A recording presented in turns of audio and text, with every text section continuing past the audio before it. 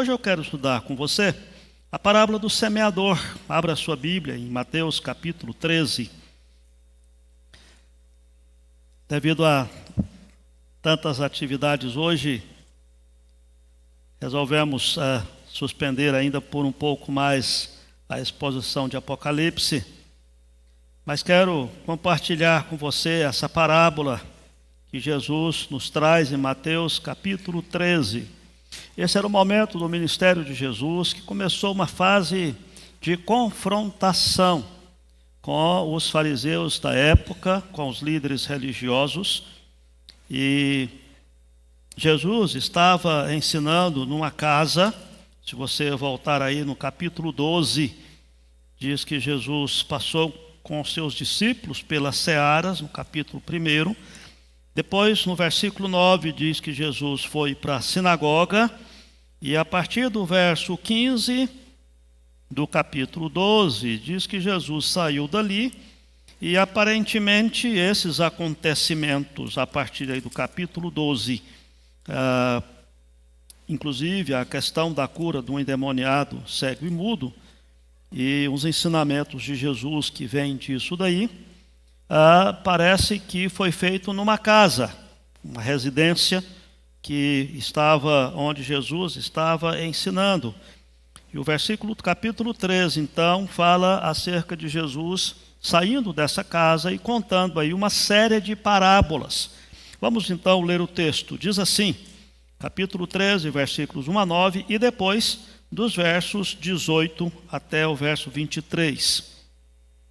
Naquele mesmo dia, saindo Jesus de casa, assentou-se à beira-mar, e grandes multidões se reuniram perto dele, de modo que entrou num barco e se assentou, e toda a multidão estava em pé na praia. E de muitas coisas lhe falou por parábolas, e dizia: Eis que o semeador saiu a semear. Semear, uma parte caiu à beira do caminho, e vindo as aves a comeram. Caiu em solo rochoso, onde a terra era pouca, e logo nasceu, visto não ser profunda a terra. Saindo, porém, o sol a queimou, e porque não tinha raiz, secou-se. Outra caiu entre os espinhos, e os espinhos cresceram e a sufocaram. Outra, enfim, caiu em boa terra, e deu fruto, a 100, a 60 e a 30 por 1. Quem tem ouvidos para ouvir, ouça. A partir do verso 18. Atendei, pois, à parábola do semeador. A todos os que ouvem a palavra do reino e não a compreendem, vem o maligno e arrebata o que lhes foi semeado no coração. Este é o que foi semeado à beira do caminho. O que foi semeado em solo rochoso, esse é o que ouve a palavra e a recebe logo com alegria, mas não tem raiz em si mesmo, sendo antes de pouca duração. Em lhe chegando a angústia ou a perseguição por causa da palavra, logo se escandaliza. O que foi semeado entre os espinhos é o que ouve a palavra, porém os cuidados do mundo e a fascinação das riquezas sufocam a palavra e fica infrutífera. Mas o que foi semeado em boa terra é o que ouve a palavra e a compreende. Esse frutifica e produz a 100, a 60 e a 30 por 1. Vamos orar mais uma vez. Pai, fala ao nosso coração agora que vamos estudar essa parábola, a fim de que por ela sejamos exortados e edificados, para que possamos buscar, ó Pai, fazer a Tua vontade na nossa vida.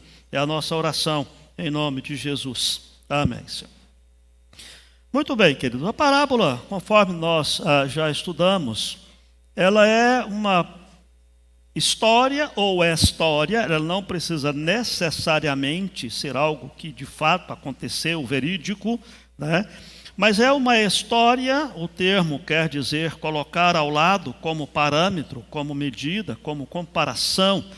E Jesus sempre usou essas figuras de linguagem. Diz que o reino de Deus é como se um homem semeasse a terra, ou como se um homem lançasse a rede ao mar. E o propósito desse tipo de recurso didático é trazer um ensinamento profundamente espiritual, através de algo que nos seja comum no nosso dia a dia, para que nós possamos comparar uma coisa com a outra e dizer, então é isso. E aí então nós compreendemos aquilo que Jesus estava ensinando. E essa parábola especificamente, ela é muito reconfortante, ao mesmo tempo que ela é preocupante. Ela é reconfortante para nós que somos pregadores da palavra, porque pelo texto aqui, o semeador é o próprio Jesus.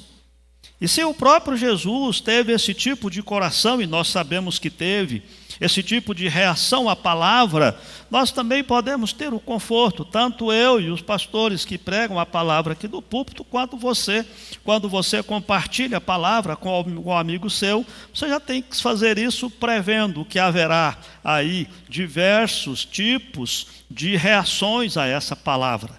E é sobre isso que a palavra traz. É a ideia de um homem que semeia um campo. Esse homem, obviamente, representa a Cristo e aqueles que obedecem à palavra de Cristo, porque o próprio Jesus disse para seus discípulos: ide por todo mundo e pregar o evangelho a toda criatura. Portanto, essa semeadura se aplica a nós também. E, obviamente, que ele saiu a semear as sementes, né? Jesus não fala nada da preparação do solo, e parece que isso é um pouco estranho, né? Mas é por causa do costume daquela época, que era diferente do nosso. Hoje, se você tiver aí uma chácara, uma terra e quiser fazer uma plantação, você vai ter que chamar lá o Diego, né, que é engenheiro agrônomo, para ver como é que fica, que tem que fazer na terra para preparar e tudo mais, a fim de ter uma produtividade maior. Mas a cultura daquela época não tinha isso. O hábito deles era de semear a semente primeiro, depois eles vinham enterrando a semente. Depois que eles vinham arando a terra com a semente junto, né? E esse era o hábito. E nesse sentido, quando eles faziam esse tipo de semeadura, tinha tanto a força da mão do semeador, que jogava a semente, e uma parte caía à beira do caminho, outra parte caía no meio das pedras ou em solo rochoso, outra parte caía no meio dos espinhos, como tinha também a ação do vento, dependendo da semente que se estava lançando, o vento também levava essas sementes para esses locais. O fato é que Jesus traz essa história, essa parábola, que para aqueles discípulos, Jesus não precisava explicar nada, porque eles sabiam que eram assim e não tinha outra forma de se plantar. Portanto, Jesus estava falando de algo que eles conheciam perfeitamente. Agora observe, quando Jesus fala sobre essa plantação, sobre essa semeadura, Jesus estava querendo falar acerca do efeito da palavra no coração daquele que a recebe. Certamente, se você, depois podemos estudar com mais tempo, o texto do versos 10 a 17, que é quando Jesus explica porque fala por parábolas. Mas quando nós olhamos essa parábola, nós vamos perceber de que essa situação da reação dos corações que recebem a palavra, ela não é diferente para nós hoje. Era naquela época dessa forma e hoje continua sendo assim. A palavra que eu prego aqui, pode ser que no coração de um de vocês vai trazer um profundo arrependimento, um profundo sentimento de que Deus está falando ao seu coração, ao passo que outro pode estar pensando no jogo de futebol e outras coisas, e a palavra não ter efeito nenhum. Vejam que, de certa forma, aquele que prega a palavra tem a tarefa de semear da melhor forma possível, mas há uma responsabilidade no coração que recebe essa palavra. E é essa a situação que Jesus está trazendo aqui, essa advertência de que nós precisamos trabalhar o nosso coração para receber a palavra. Na realidade, a própria liturgia do culto tem esse princípio. de nós prepararmos desde as primeiras leituras, orações, os cânticos selecionados pela equipe de louvor, pelo aquele que escolheu e fez os hinos e fez a liturgia. Tudo isso, de certa forma, é uma maneira de preparar o nosso coração para começar a ouvir a voz de Deus através de todas essas partes da liturgia e depois sermos, então, atingidos pelo estudo da palavra de Deus. Porquanto nós temos que preparar o nosso coração para receber a palavra, para que essa palavra seja frutífera, para que essa palavra de fato esteja no nosso coração e faça efeito, e essa palavra esteja também produzindo frutos, conforme Jesus traz aqui. Então vamos olhar aqui, coloquei um gráfico aqui no Data Show, mas parece que não está dando certo aqui, né? Está indo, né? As quatro terrenos, vamos dizer assim, em que a palavra ela é recebida, para que nós então possamos de forma bem objetiva estudar e perceber quais são esses 4 tipos de coração que recebe a palavra de Deus, quais são os 4 tipos de ouvintes que recebem, que ouvem a palavra de Deus. Vamos lá, o primeiro tipo de ouvinte que a palavra traz aqui é o ouvinte com a mente fechada. É aquele que é bloqueado para a palavra de Deus. É aquele que, a despeito de estar aqui ou ouvindo a palavra em qualquer outro lugar, ou na internet, ou de uma pessoa, ou de um amigo, ele já tem uma barreira natural para a palavra. Jesus diz aqui de que esse tipo de terreno é como a semente que cai à beira do caminho e que as aves vêm e tomam aquela semente. Jesus diz no verso 19, a todos os que ouvem a palavra do reino e não a compreendem, vem o maligno e arrebata o que lhes foi semeado no coração. É o que foi semeado à beira do caminho.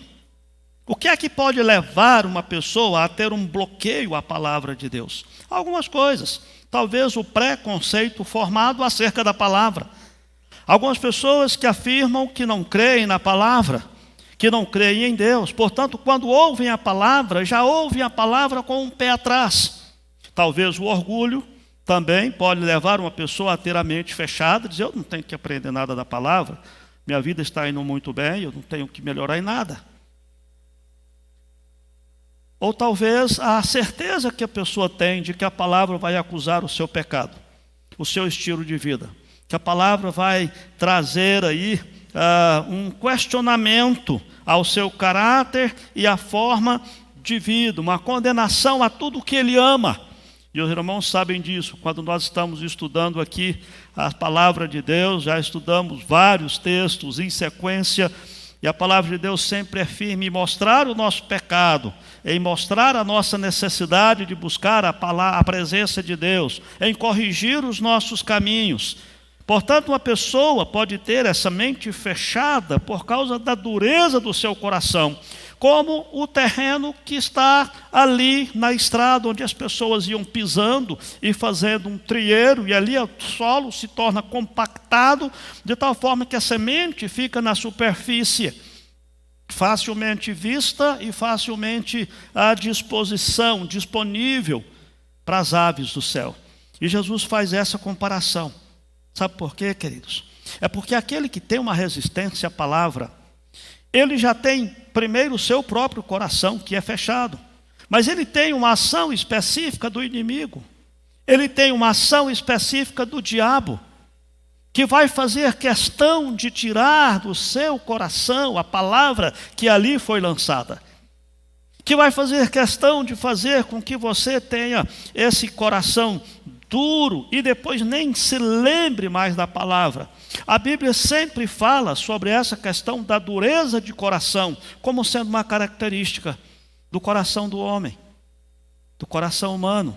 Nós somos, por natureza, nós somos alheios à vida com Deus. Esse primeiro grupo, portanto, é composto das palavras que ouvem a Bíblia, das pessoas que ouvem a palavra e desprezam, fazem pouco caso não aceitam, não recebem no seu coração.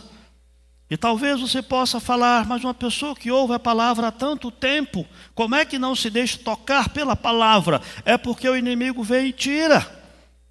É porque o inimigo vem e leva os ensinamentos, aquilo que a palavra está trazendo para ela. Na realidade, nós temos que lembrar que nós mesmos éramos assim.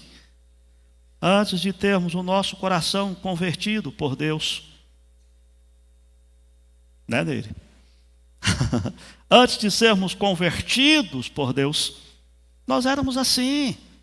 O nosso coração era um coração de pedra, era um coração duro. Deus é que disse que tiraria o nosso coração de pedra e colocaria um coração de carne. É a ideia da dureza de coração que é próprio do ser humano. E se nós vacilarmos, essa dureza, ela pode voltar ao nosso coração pode ficar calejado, se nós não zelarmos dele. O segundo grupo de ouvintes que Jesus traz aqui é o ouvinte cuja mente é semelhante a um terreno raso, um terreno cheio de pedras. Vejam, na realidade esse solo rochoso não é a pedra em si, mas é um solo que tem um pouquinho de terra, mas por baixo há pedras. A semente enxergando ali, sendo aquecida pelas pedras que estão ali com o calor do sol, que aquece a terra e aquece a pedra, essa semente ela nasce rápido, mas ela não passa de uma pequena planta, porque logo logo ela queima. Ela não tem como aprofundar as raízes. Jesus diz isso no verso 5, o solo rochoso, a semente nasceu, porque não era profunda a terra, mas vindo o sol a queimou, e porque não tinha raiz, secou-se. E Jesus explica a palavra nos versos 20 e 21, dizendo que foi semeado em solo rochoso, é o que ouve a palavra, recebe logo com alegria, mas não tem raiz em si mesmo, sendo antes de pouca duração.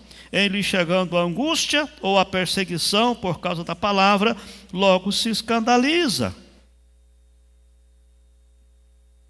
Talvez a gente pense, vamos pensar nos meninos que fizeram profissão de fé e batismo hoje. Esses meninos vão passar por perseguição por causa da palavra? Vão. Claro que vão. Talvez você diga, mas nós não estamos sendo perseguidos, pastor. Estão? Claro que estamos, todos nós. Quando você é confrontado com a sua fé, é um tipo de perseguição. Talvez você não tenha uma perseguição explícita, velada por parte do Estado, como aqueles irmãos tinham do Império Romano, mas a sociedade nossa nos persegue. A sociedade nossa tenta infundir em nós comportamentos e procedimentos e valores que são contrários à palavra. E isso traz sofrimento.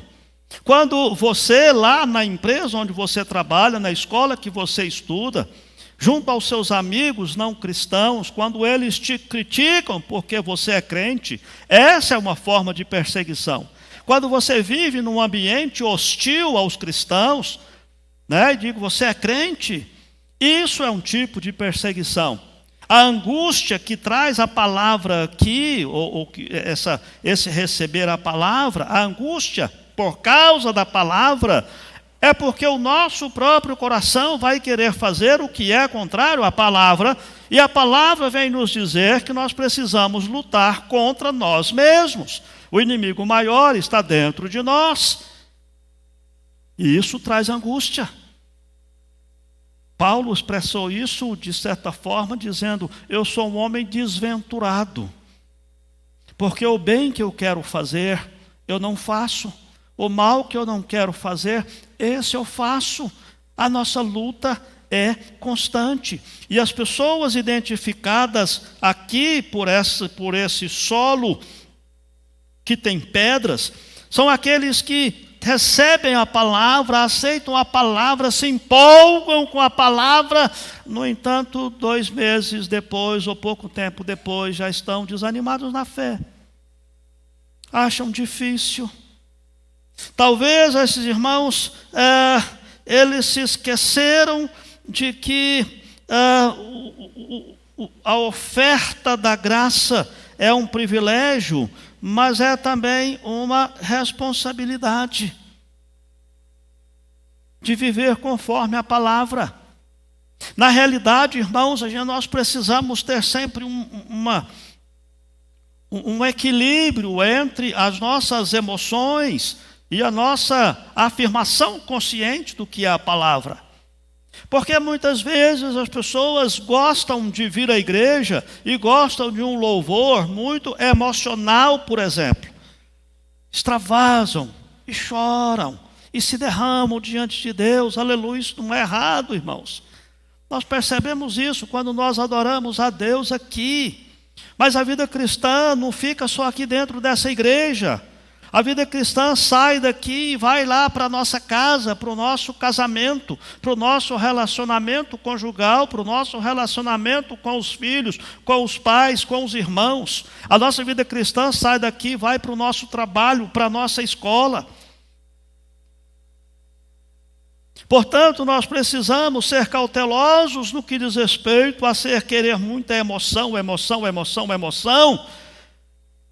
quando nós, às vezes, precisamos lembrar de voltar para a nossa casa e nos deleitarmos na palavra e estudar a palavra com afinco, com dedicação, a fim de que essa palavra transforme a nossa vida. Porque a partir desse momento as nossas próprias emoções serão melhores conduzidas pela palavra, a fim de termos uma fé sadia, madura, como nós vamos ver depois no último tipo de solo. O terceiro grupo de ouvintes que a Bíblia traz aqui é o ouvinte daqueles que são muito ocupados, vamos dizer assim. Ele diz aqui acerca da semente que cai no meio dos espinhos. Ele diz assim: outra caiu entre os espinhos, e os espinhos cresceram e a sufocaram. Depois, no verso 22, Jesus explica: o que foi semeado entre os espinhos é o que ouve a palavra, mas os cuidados do mundo, a fascinação das riquezas, sufocam a palavra e ela fica infrutífera. E aí nós começamos a observar o estilo de vida que nós levamos. Às vezes nós temos tanto interesses na nossa vida, que algumas coisas que são essenciais nós deixamos de lado. Por exemplo, o nosso tempo com os filhos, aqueles que têm crianças em casa. Às vezes você dedica tanto tempo para trabalhar, para estudar em outras coisas, que se esquece de dedicar tempo para a sua família. Outros vivem algumas fases tão intensas na vida profissional, na vida nos seus estudos, que não tem tempo para a igreja, não tem tempo para Deus. O que o texto está falando aqui é desse tipo de ouvinte, que dá valor ao céu, mas está muito arraigado com as coisas da terra.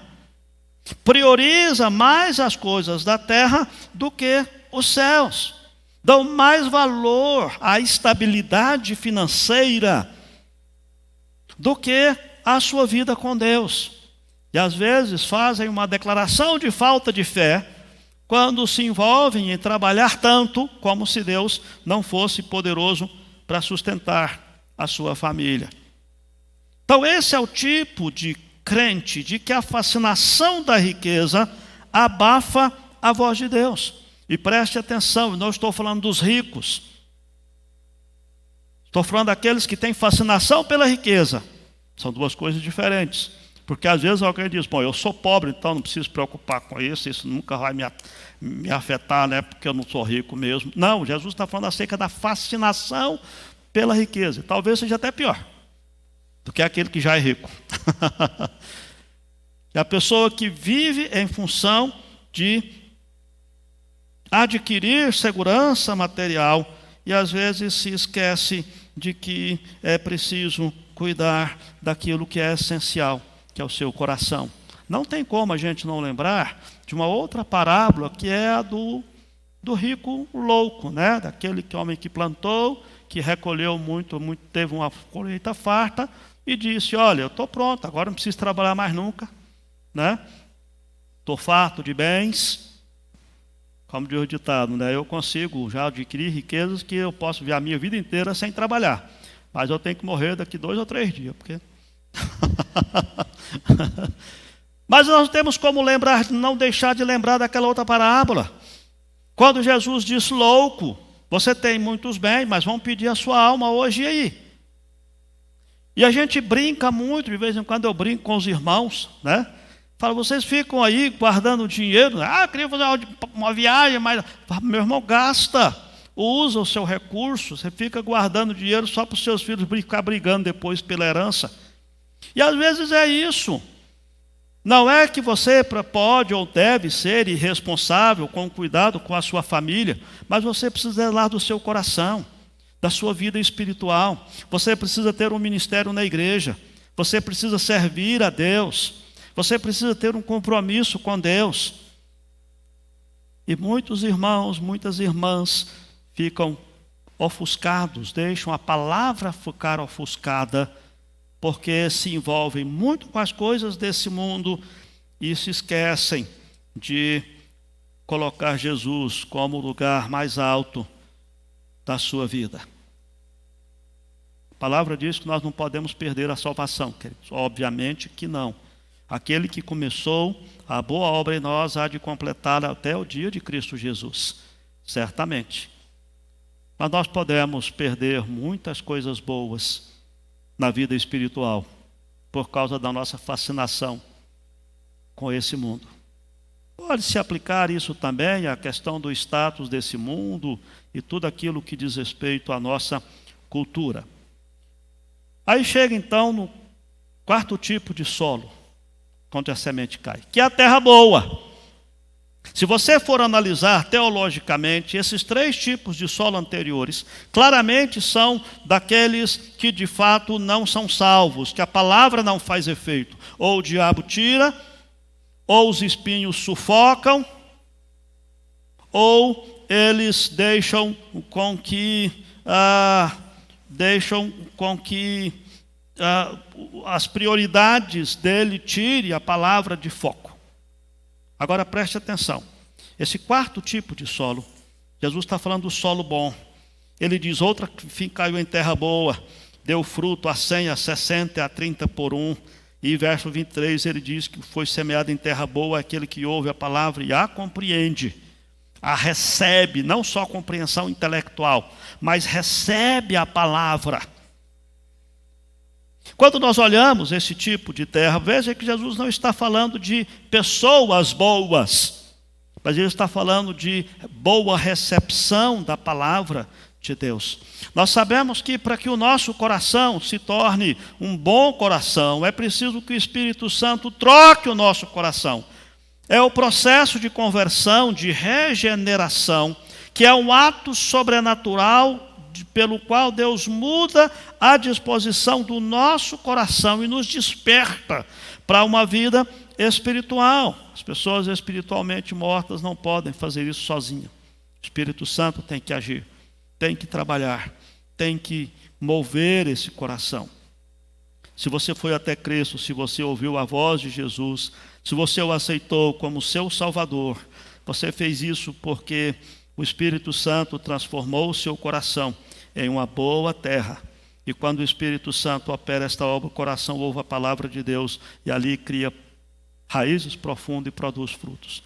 Esse é o motivo, irmãos, pelo qual nós pregamos a palavra de Deus. Porque por mais que você queira ser resistente à palavra, por mais que você queira desprezar a palavra, por mais que você possa ser absolutamente avesso à vida com Deus, chega um momento que Deus te coloca no canto e quebranta o seu coração. Provérbios diz que o homem que muitas vezes endurece a serviço será quebrantado de repente, sem que haja cura. E por mais que você possa fugir de Deus, se você estiver entre aqueles por quem Jesus morreu, você será convertido por Deus. Eu quase usei a palavra na marra. né? Não é bem assim, mas chega um momento em que Deus vê os seus filhos correndo, brincando, mas chega um momento que Deus diz: chega! E se você olhar um texto de Jeremias capítulo 16, tem um texto, um versículo que me deixa profundamente preocupado, quando Deus diz assim: eu cansei de ter paciência com vocês. E um dia Deus perde a paciência daqueles que estão correndo. E não é que vai mandar eles para o inferno não, porque eles são de Deus. Mas Deus vai dizer: chega, agora vem cá. E Deus quebranta o coração e faz você chorar de joelhos aqui na frente da igreja, ou lá no seu quarto, ou no meio da rua, ou no ponto de ônibus, qualquer lugar, quando o Espírito Santo quebranta o coração. Essa é uma ação que vem de Deus. Mas preste atenção, quando nós olhamos esse texto aqui, ele diz que a produção é diferente. Ele diz que esses corações, eles produzem a 100, a 60 e a 30 por 1. Não é a mesma produção, cada terreno tem uma reação diferente. E preste atenção, nós colocamos aqui essa variação de produção. E aí a gente pensa: mas então é porque Deus regenera o coração de uns mais do que de outros? Não, a regeneração é um ato exclusivo no momento só, mas aí vem o dia seguinte, que é o processo de santificação, que é um processo que nós participamos dele. A regeneração é uma ação do Espírito Santo que muda o nosso coração. É uniforme, não difere de pessoa para pessoa, simplesmente leva a pessoa à morte espiritual para a vida espiritual. Mas a partir daí começa a santificação, que é um processo do qual nós participamos. É por isso que alguns cristãos é como um coração que produz a 100 por 1, e outro a 60 por 1. E outro a 30 por 1, porque é um processo no qual nós participamos. E é fácil entender, queridos, por que algumas pessoas são mais frutíferas do que outras. É porque algumas pessoas cooperam com essa ação de Deus em sua santificação mais do que outras. Muitos cristãos são mais disciplinados que outros.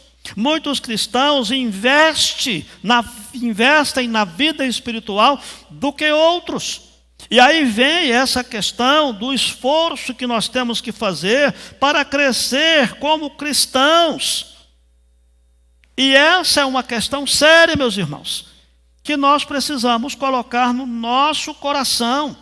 Por quê, amados? Porque um dos fatores chaves que influenciam o nosso grau de fertilização ou de fertilidade espiritual é a proporção do uso que fazemos dos meios de graça, por exemplo.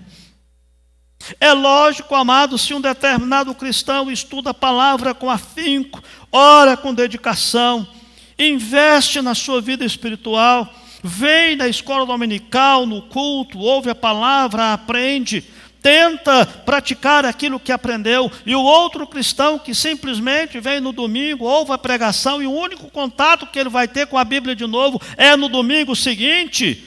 A diferença desses dois cristãos, queridos, ambos foram salvos pela graça, ambos foram regenerados pelo Espírito Santo, ambos tiveram o coração transformados, mas estão crescendo de forma diferentes na graça, na santificação. E quando nós olhamos esse texto, nós vamos entender que quando nós desperdiçamos a oportunidade de ser alimentados pela palavra de Deus, nós também estamos deixando de crescer.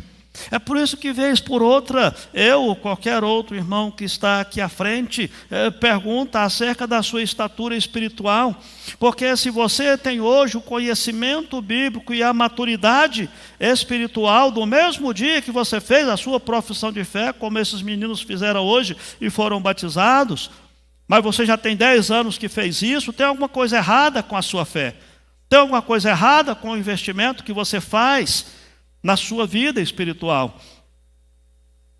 Se você já tem 20 anos que está na igreja e olha para texto como aquele que fala de predestinação, por exemplo, e você passa por cima daquilo, não tem nem interesse em tentar entender, ou perguntar, ou fuçar para ver se consegue, tem alguma coisa errada com a sua fé. E muitos cristãos são assim, eles se contentam em produzir poucos. É mais ou menos como aquela ilustração de alguém que convidou você para se alimentar, para jantar na sua casa, e de repente essa pessoa preparou um churrasco, preparou muita coisa gostosa, e ela depois, no meio de tudo isso, fez também um ovo frito, e você chega lá, pega um ovinho frito, põe no canto, põe uma farinha e diz: eu vou comer só isso. Isso é uma ofensa que você faz para quem te convidou, que preparou uma mesa farta. E a pessoa pergunta: escuta, você não vai? Pato assado, frango, leitoa assada, carne assada, aqui tem também lasanha, aqui tem... Estou torturando vocês, hein? E a pessoa fala: eu fiz tudo isso para você, e diz: não, só um ovinho frito mesmo, tá bom, com um pouquinho de farinha. Espiritualmente é assim que muitos crentes fazem. Deus oferece um banquete e ele se contenta em decorar alguns versículos da Bíblia e só uns pedaços do versículo. Ele se contenta em apenas saber alguns fragmentos da palavra que ele aprende nas músicas, né? E tal, vê na internet alguns versículos e fica só nisso. Como que esse crente vai produzir a 100 por 1 ou a 60 por 1, queridos? Ou mesmo a 30? É preciso que nós tenhamos uma nova postura com relação à nossa fé, com relação à nossa santificação. Não podemos simplesmente deixar como está para ver como é que fica. Nós temos que investir na nossa vida espiritual. Eu queria trazer aqui algumas aplicações para a nossa vida, para a sua vida. A primeira delas é um ânimo aqui para os pastores da igreja e os presbíteros, aqueles que pregam a palavra de Deus, e para todos vocês que têm o hábito de compartilhar a palavra de Deus com seus amigos. Que esse texto sirva de ânimo para nós. Que nós possamos continuar pregando, compartilhando a palavra a tempo e fora de tempo. Eu confesso para os irmãos que, de vez em quando, o meu coração desanima no que diz respeito à pregação da palavra. Porque às vezes nós pregamos a palavra, explicamos a palavra, e eu faço questão até de desenhar para ver se a pessoa entende. E às vezes a pessoa ouve e continua fazendo tudo o contrário do que a palavra de Deus diz. Mas nós precisamos animar o nosso coração de que essa é a tarefa que Deus nos deu a cada um dos discípulos de Jesus. Proclame a palavra, fale da palavra para os seus amigos. Alguns deles vão rir na sua cara, alguns deles vão debochar de você, outros vão te agradecer: oh, obrigado, mas não vai passar disso também, vai continuar vivendo como se Deus não existisse. Mas no tempo certo, a palavra vai cair no solo, na terra boa. Deus não nos dá a saber quem são os seus eleitos. Deus não mostra quais são os corações de terra boa para você pregar. É por isso que o semeador tem que semear a palavra em todo tipo de terreno. No terreno certo, a palavra vai surtir o efeito. Primeira aplicação é essa. A segunda é que nós precisamos tomar cuidado com os resquícios desses 3 tipos de solos no nosso coração. Sabe por quê, queridos? Porque mesmo tendo um coração, terra boa, essas outras coisas, tanto o diabo pode tentar tirar do seu coração, a palavra, quanto você pode querer ficar vivendo só de emoção em emoção e procurando emoção, se esquecendo da vida cristã cotidiana. Quanto você pode estar com algum problema de prioridades na sua vida e estar muito concentrado nas suas coisas deste mundo. Por isso nós precisamos estar sempre questionando a nossa própria fé. Será que eu tenho de fato zelado do meu coração? E a última aplicação que quero fazer é uma bênção que Deus nos dá. É que quando nós recebemos a palavra no coração, ela vai frutificar. Faça uso dos meios de graça. Coloque sua vida diante de Deus. Mas pastor, minha vida está tão difícil. Busque a palavra. Obedeça a palavra. É Deus que garante que vai dar certo. Porquanto Ele é que vai abençoar a nossa vida através da palavra. Por isso, uso dos meios de graça. Participe mais daquilo. Use o máximo que você puder. Dá-se uma tristeza tão grande quando a gente percebe, por exemplo, num culto de quarta-feira, que a gente poderia ter aqui seguramente 200 pessoas. Certeza que nem toda a igreja trabalha ou estuda à noite, ou tem compromisso à noite. Mas quem vem à quarta-feira sabe quantas pessoas tem. Não vou nem falar aqui quantos tem. Se você quiser saber, venha na quarta-feira e conte. Dá uma tristeza quando a gente percebe que alguns irmãos desprezam a ministração da ceia. E fica aqui um alerta aqui aos irmãos que estão assistindo aí pela internet, ou a você que tem esse hábito, né? Se for preciso, se estiver enfermo, o pastor vai levar a Santa Ceia para você. Mas faça questão de vir à igreja no dia de Santa Ceia, porquanto nós somos um corpo. É o corpo de Cristo, é a família da fé. É aqui que nós servimos ao nosso Deus como corpo de Cristo. Invista na sua vida, estude a palavra, dedique-se na sua vida de oração, se empenhe mais por estudar a palavra e tenha certeza de que o fruto virá. Quando você fala em fruto, e quero concluir com essa explicação, às vezes fala, fruto é gente que converte através do nosso testemunho. Não, queridos, não é. Na realidade, esse é um efeito daquilo que está acontecendo na nossa, que vai acontecer na nossa vida. Mas o fruto, aqui a palavra se refere, ao resultado da ação do Espírito Santo na nossa vida. É o nosso caráter, é a nossa vida, é o nosso coração sendo transformado cada vez mais à semelhança da imagem de Cristo. É esse fruto a que se refere. É quando nós crescemos, quando nós parecemos mais com Jesus. É quando nós podemos ver a glória de Deus, e a glória de Deus pode ser vista na nossa vida, através das transformações que o Espírito Santo faz no nosso coração. E o desafio que quero deixar com você essa noite é esse, que você olhe para a sua vida espiritual. Se você tem fugido de Deus, lembre-se que Deus tem um tempo que Ele deixa você fugir. Mas se você é de Deus mesmo, vai chegar o momento que Deus vai arrastar o seu coração, laçar aí, passar o cajado no seu pescoço e dizer, chega, vem para mim. E se Deus tem falado isso ao seu coração, não resista a essa ação do Espírito Santo. Pare de fugir de Deus. Você está perdendo tempo de viver longe de Deus. E se você tem tido uma vida cristã muito monótona, rotineira, repense seu cristianismo, sua fé, seu procedimento, seu comportamento. Que Deus abençoe a sua vida, o seu coração, que você possa levar essa palavra que foi plantada, que foi semeada no seu coração, e que ela possa frutificar e possa trazer transformações profundas na sua vida, na sua alma, no seu caráter. Que Deus abençoe a sua vida.